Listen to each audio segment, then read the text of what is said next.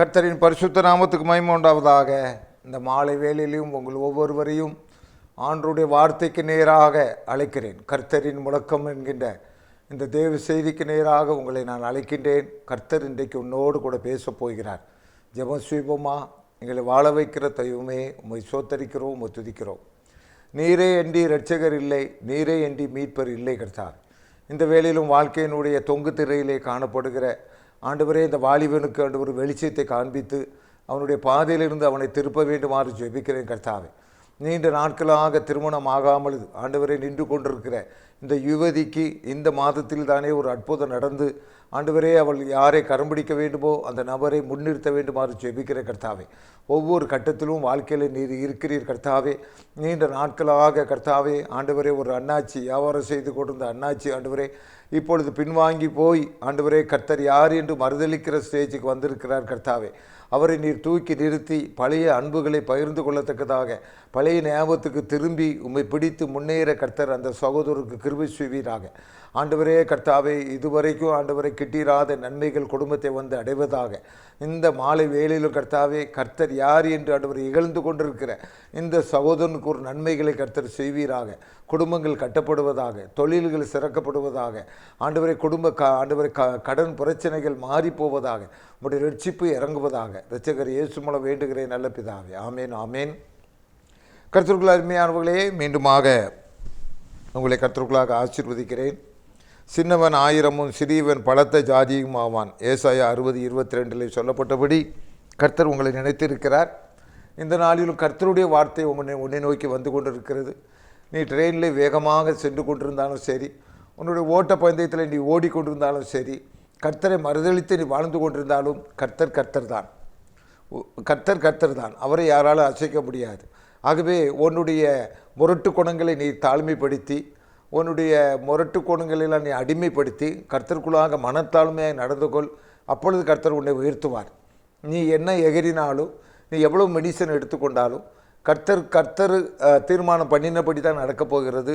கர்த்தருடைய சித்தத்தின்படி தான் நடக்கப் போகிறது. ஆகவே உன்னுடைய வாழ்க்கையில் இந்த கர்த்தரை நீ தேடு. உன்னை படைத்தவர் ஒருவர் இருக்கிறார். உன்னால் ஒரு கண்ணை உருவாக்க முடியாது. உன்னால் ஒரு கத்திரிக்காயை என்ன செய்ய முடியாது, பெருக பண்ண முடியாது. உன்னால் எதுவும் முடியாது. ஆகவே இந்த உலகத்திலே நீ வாழ வேண்டும் என்றால் இந்த கர்த்தரை தேட வேண்டும். நீ ஆசீர்வதிக்கப்பட வேண்டும் என்றால் இந்த கர்த்தரை தேட வேண்டும். இன்றைக்கும் உனக்கு கர்த்தருடைய வார்த்தை உனக்கு என்ன வருகிறது என்றால், சங்கீதம் 132:15, அதன் ஆகாரத்தை நான் ஆசீர்வதித்து வருவேன், அதன் ஏழைகளை நான் அப்பத்தினால் திருப்தியாக்குவேன். அதன் ஏழைகளை நான் அப்பத்தினால் திருப்தியாக்குவேன். இன்றைக்கு உலகத்திலே மனிதனுக்கு இருக்கிற ஆசீர்வாதம் என்னவென்றால், பெரிய ஆசீர்வாதம் என்னவென்றால், ஒவ்வொரு மனிதனுடைய ஆசீர்வாதம் என்னவென்றால், ஒவ்வொரு மனிதனுடைய தேவை என்னவென்றால் புசிக்க வேண்டும், குடிக்க வேண்டும். ஆனால் இது கிடைக்கிறதா? இதற்காகத்தான் மனிதன் ஓடிக்கொண்டிருக்கிறான். நான் சிறுவனாயிருந்தேன், இளைஞனாயிருந்தேன், ஆனால் நீதிமானுடைய சந்ததி அப்பத்துக்கு இறைந்து தெரிகிறதை நான் காணவில்லை. நீதிமானுடைய சந்ததி ஒரு பில்டிங் போடுவதற்கு அலைந்து திரிந்ததை நான் காணவில்லை. அப்படி அவர் சொல்லலை. நீதிமானுடைய சந்ததி ஒரு புல்லட் காருக்கு, ஒரு புல்லட் பைக்குக்கு அலைந்து திரிந்ததை நான் அப்பத்துக்காக அலைந்து திரிகிறதை நான் காணலைன்னு சொல்கிறார். ஆக இன்றைக்கி நம்ம 840 கோடி பேர் நம்ம உலகத்தில் வாழ்கிறோம். இந்த செய்தி நான் முடிக்கிறதுக்கு முன்னால் 840 கோடியே ஒரு 25 பிள்ளைகள் அதிகரிக்குமே தவிர குறையாது. இந்த 840 கோடி பேருக்கும் என்ன தேடி ஓடுறான்னா, வெளியில் அப்படி கோட்டு சூட்டு அப்படி போட்டு அலையலாம். ஆனால் ஒரு நேரம் 2 நேரம் சாப்பிட்லன்னா அவர் மயக்கடி தான் விழுந்து கிடப்பார். அப்போ அவருக்கு சப்பாத்தியோ இல்லை ரொட்டியோ ஏதோ ஒன்று தேவை இருக்குது. உலகத்தில் பிறக்கிற எல்லா ஜீவன்களுக்கும் என்னது ஆகாரம் தேவையாக இருக்குது. நான் சில நேரத்தில் நினைப்பேன், அப்படி இடியாப்பம் சாப்பிட்டுட்டு இருக்கும்போது ஒரு சில இடியாப்பங்கள் அங்கே கீழே விழுந்து அதை பெருக்கி அங்கே போய் எங்கே போய் சேருது, குப்பையில் போய் சேருது. அங்கே பார்த்தா ஒரு 5 எறும்பு அதை தின்னுட்டுருக்கோம். அப்போ அந்த எறும்புக்கு அந்த ஆகாரம் தேவைங்கிறத பிளேட்லேருந்து ஆண்டவர் கீழே வைக்கிறார். அவர் தான் கர்த்தர். எத்தனை கண்ணுக்கு தெரியாமல் எறும்பு இருக்குயா? எறும்போட எறும்பு சின்ன எறும்புலாம் இருக்குயா? பைபிளை திறந்தால் சில நேரத்தில் சின்ன ஒரு பொடி ஜந்து நடமாடும். அதுக்கெல்லாம் யார் போஷிக்கிறா? இங்கே என்ன சொல்ல வர்றாருன்னா, அதன் ஏழைகளை நான் அப்பத்தினால் திருப்தியாக்குவேன். அருமையான சகோதரனே, ஒன்றே ஒன்று தெரிந்து கொள். உலகத்தில் எல்லாருக்கும் ஒரு எண்ணம் இருக்குது. என்னென்னா, ஏன் சாப்பாட்டுக்காக நான் அடுத்த இடத்துல கையேந்தக்கூடாது. சாப்பாட்டுக்காக இப்போ யாரும் கையேந்துறதே இல்லை. ஒரு பில்டிங்கை இடிச்சிட்டு அடுத்த பில்டிங் கட்டணுங்கிறதுக்காக இவர் 10 லட்ச ரூபா வாங்குவார். அடுத்த 2 மாதத்தில் என்ன நடக்குன்னு இவருக்கு தெரியாது.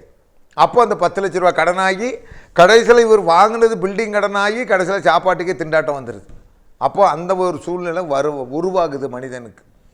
ஆக தேவனுக்கு முன்பதாக எல்லாரும் பயந்து இருக்கும்படியாக தேவன் ஒரு காரியத்தை செய்து கொண்டிருக்கிறார். என்னத்துனா, எண்ணத்தை உண்போம், எண்ணத்தை புசிப்போம், எண்ணத்தை குடிப்போம் என்று கவலைப்படாதிருங்கள். இவையெல்லாம் உனக்கு தேவை. ஹில்டனுக்கு வயிறு நிறைய சப்பாத்தி தேவைன்னா ஹில்டனுக்கு வயிறு நிறைய சப்பாத்தி கொடுக்குறாரு. ஹில்டனுக்கு ஒரு நேரம் பட்டினி கிடக்கணும்னா ஹில்டனை பட்டினி போடுறாரு. அப்போ ஹில்டனுக்கு என்ன தேவைங்கிறது ஆண்டவருக்கு தெரியுது. அப்போ ஆண்டவர் என்ன ஒரு காரியத்தை சொன்னார்னா, முதலாவது தேவனுடைய ராஜ்யத்தை தேடு. அதனால் முதலாவது தேவனுடைய ராஜ்யத்தை தேடுனா உன்னை அப்படியே உட்காந்து நீ சாமியாரை போயிட்டு அல்லேலூயா அல்லேலூயா போட்டு உட்கார சொல்லலப்பா.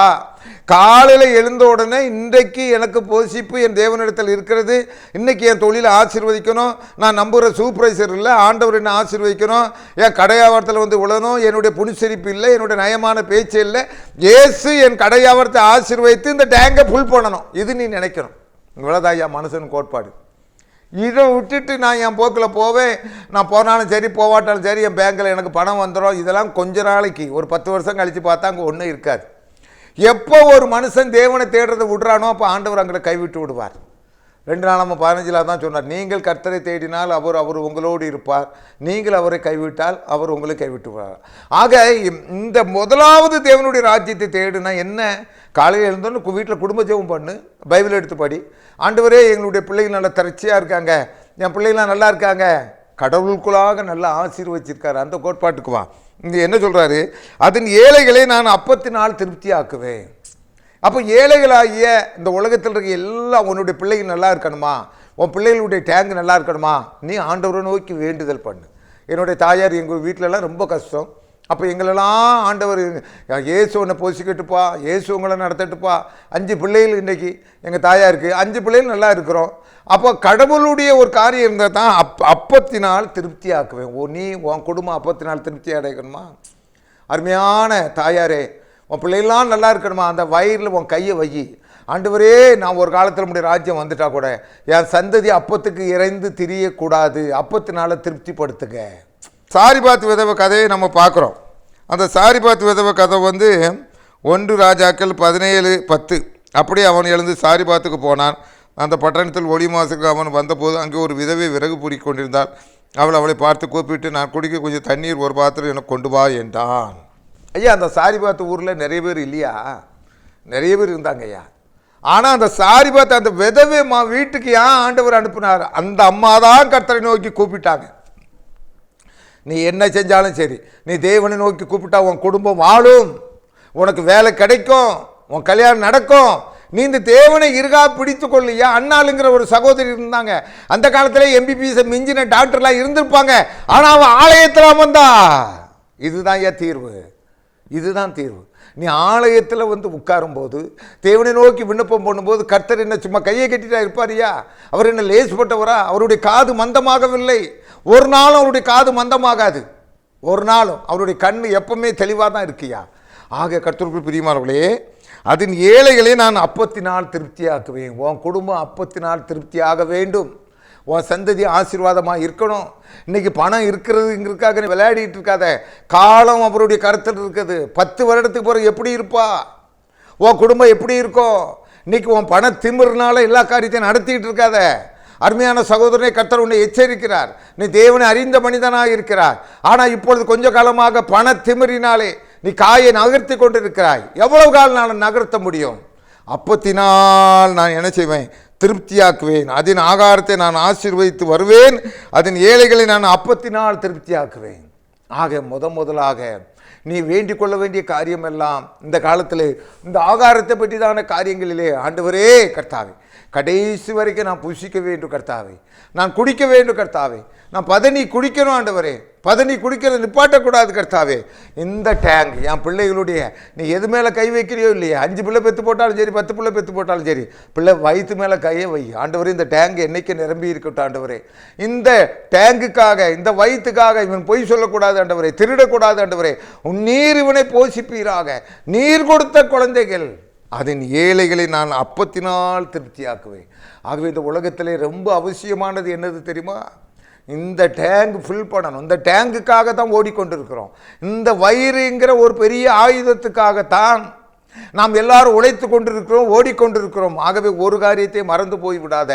இந்த டேங்கை ஃபில் பண்ணணும்னா தேவனுடைய தயவு தேவை. இந்த 2025 ஆகட்டும், 2075 ஆகட்டும், 804 கோடி பேருக்கு மாத்திரமல்ல, லட்சக்கணக்கான கோடி ஆடு மாடுகள் பூனை என்னதுக்கெல்லாமோ ஆண்டவர் போஷித்து கொண்டிருக்கார் ஐயா. சங்கீதம் 104 அருமையாக சொல்லப்பட்டிருக்கிறது.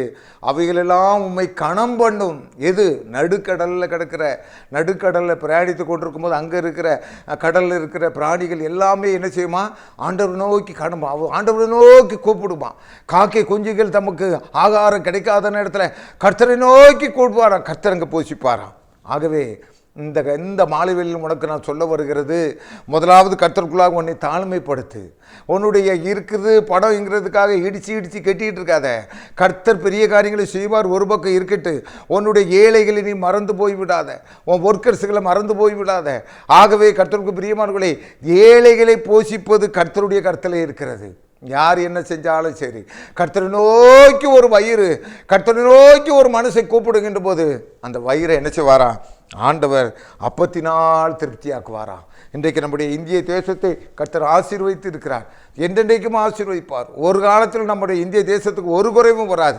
ஏனென்றால் இங்கே ஒரு கிறிஸ்தவன் இருந்து முழங்கால் படியிட்டு என் தேசத்தை ஆசீர்வதியும் என்று சொல்லுகின்ற வேளையிலே, ஒரு நெகேமியா இருக்கிற வேளையிலே, ஒரு எஸ்ரா இருக்கின்ற வேளையிலே இந்திய தேசத்திலே சாப்பாட்டுக்கு பஞ்சம் இருக்காது, அந்த தாவரங்களுக்கு பஞ்சம் இருக்காது, அரிசிக்கு பஞ்சம் இருக்காது. ஏனென்றால் இங்கே ஒரு நெகேமியா இருக்கின்றான், இங்கே ஒரு எஸ்ரா இருக்கின்றார், ஒரு மோகன் சிலாசரஸ் இருக்கிறார். ஆகவே கர்த்தருக்கு பிரியமானவர்களே, எந்த பஞ்சமும் தமிழ்நாட்டுக்கு வராது, இந்திய தேசத்துக்கு வராது. ஏனென்றால் கர்த்தராகிய இயேசு கிறிஸ்து என்ன சொல்கிறார்? அதன் ஆகாரத்தை நான் ஆசீர்வதித்து வருவேன், அதன் ஏழைகளை நான் அப்பத்தினால் திருப்தியாக்குவேன். ஆகவே எந்த கலக்கமும் வேண்டாம். கர்த்தர் உன்னுடைய குடும்பத்தை நினைத்திருக்கிறார், உன்னுடைய தாயாருடைய ஜெபத்தை நினைத்திருக்கிறார். முதலாவது நீ கர்த்தரிடத்தில் கேட்பதெல்லாம், ஆண்டவரே எனக்கு கர்த்தாவே ஒன்றுக்கு உணவை தாங்க ஆண்டவரே, இன்றைக்கு உரிய போஷிப்பை கொடுங்க கர்த்தாவே, இன்றைக்கு என் பிள்ளைகள் வாழட்டு கர்த்தாவே, என் சந்ததி வாழட்டு கர்த்தாவே, எப்பா நான் உன்னை தேடுகிறேன் கர்த்தாவே, என் சந்ததியில் அப்பத்துக்கு இறந்து தெரிகிறவன் ஒருத்தனை இருக்கக்கூடாது ஆண்டவரே. ஆண்டவர் நிச்சயமா உன் ஜெபத்தை கேட்பார். உனக்கு ஒரு மாறுதல் இருக்கிறது, உனக்கு ஒரு ஆசீர்வாதம் இருக்குது, உன் புண் சுகமாகிறது, உன் வியாதி உன்னை விட்டு நீங்குகிறது. இயேசு கூறிக்கொண்டிருக்கிறார், உன் வியாதியை நீக்கி போடுகிறார், உன் கடனை மாற்றி போடுகிறார். ஏழைகளை அப்பத்தினால் திருப்திப்படுத்துகிற கர்த்தர் உன்னையும் அப்பத்தினால் திருப்திப்படுத்துவார். உனக்கு இந்த மாதத்துக்குள்ளாக ஒரு வேலை கிடைக்கும். ஜெபம் செய்வோம். ஆண்டவரே கர்த்தாவே, இந்த ஏழை குடும்பத்தை நினைத்தருளுங்க கர்த்தாவே. ஆண்டவரே, ஒரு ஆத்மாவை கூட கர்த்தாவே, ஒரு ஜீவனை கூட பட்டினியாக போடாதிருப்பீராக. எல்லா ஜீவஜந்துகளையும் ஆசீர்வதிக்கிற தேவன் எங்களையும் நினைத்தருளுவீராக. ஆப்பிரிக்க நாட்டை நினைத்தருளுங்க கர்த்தாவே, சோமாலியா நாட்டை நினைத்தருளுங்க கர்த்தாவே. ஆண்டவரே, அப்பத்துக்காக ஆண்டவரே அலைந்து தெரியாதபடி எல்லா குடும்பங்களையும் போஷிப்பீராக, எல்லா உயிரினங்களையும் போஷிப்பீராக. நாங்கள் எங்களை மாத்திரம் நினைக்காதபடி ஆண்டவரே, நாங்கள் சாப்பிடுகிற வேளையிலே யார் யாருக்கு இந்த உணவு இல்லையோ அவர்களையும் நினைத்தருளுவீராக. ஆண்டவரே, அவர்களுக்காகவும் நினைக்க, அவர்களுக்காகவும் ஜெபிக்க கிருபை தாங்க. ஆண்டவரே கர்த்தாவே, என் ஜனத்தை ஆற்றுங்கள் தேற்றுங்கள் என்று சொன்னீரே, இந்த செய்தியை அநேகம் பேருக்கு ஆசீர்வதித்து கொடுங்க. தேவனை மறந்து வாழுகிற சுக ஜீவிகளே என்று சொல்லப்பட்டிருக்கு. நாங்கள் உண்மை மறந்து வாழாமல் உம்மோடு ஐக்கியப்பட்டு வாழ கிருபை செய்க. இரட்சகர் இயேசு மூலம் வேண்டுகிறேன் நல்ல பிதாவே. ஆமீன் ஆமீன்.